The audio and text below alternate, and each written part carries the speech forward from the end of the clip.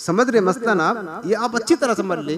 जो लोग अगर मालिकी निसाब नहीं है तो मालिकी निसाब कैसे बनते वो मैं आपको बता रहा हूँ, और उसके बाद ज़कात कैसे वाजिब होती है। आज आपके पास नहीं है पैसा, अल्लाह करेगा कल आपके पास माल आएगा।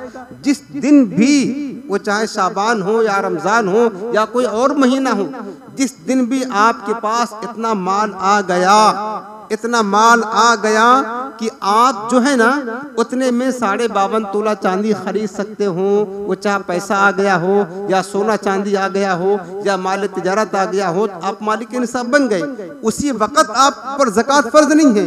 अब जिस तारीख में जिस वक्त में आप मालिक निसाब बने, ठीक अगले साल चांद की वही तारीख जब आएगी, एक साल मुकम्मल हो जाएगा। फिर आप देखेंगे कि उस साल में वो जो एक साल मुकम्मल हुआ उस वक्त उस तारीख में हमारे पास क्या है। अगर निसाब की मिकदार आपके पास है, माल निसाब की मिकदार है, कर्ज वगैरह नहीं है या कर्ज है लेकिन कर्ज अदा करने के बाद फिर भी इतना माल बनता है कि 52.5 तोला चांदी खरीद सकते हैं, तो मालिक निसाब है, फिर ज़कात क्या होगा, वाजिब हो जाएगा। ज़कात क्या हो जाएगी, फर्ज हो जाएगी। आप समझ रहे हैं ना, इस तरीके से ज़कात वाजिब होती है। दूसरी चीज एक बात और बता दें, यहाँ लोग हमसे मसला ये पूछते हैं कि बाज़ औक़ात क्या होता है, जैसे कि लोग रमज़ान में ज़कात निकालते हैं, ठीक है ना। अब क्या होता है कि रमज़ान में कुछ माल होता है, उसके बाद इंसान कमाता है, माल बढ़ता जाता है, कुछ और ख़रीदता है, कुछ और ख़रीदता है। रमज़ान आने से पहले मतलब अभी रमज़ान में ज़कात निकालना है, शाबान में या शाबान से पहले कुछ उसके पास ज़्यादा माल आ गया, सोना चांदी आ गया। अब लोग मसला क्या पूछते हैं कि हज़रत इस माल पर तो एक साल गुजरा नहीं है, इस माल पर एक साल गुजरा नहीं है, क्या हम उसकी ज़कात दें या ना दें। तो ये बात याद रखना कि हर माल पर साल गुजरना जरूरी नहीं है, बल्कि निसाब की जो मिकदार है ना, 52.5 तोला चांदी की मिकदार, इसको निसाब बोलते हैं।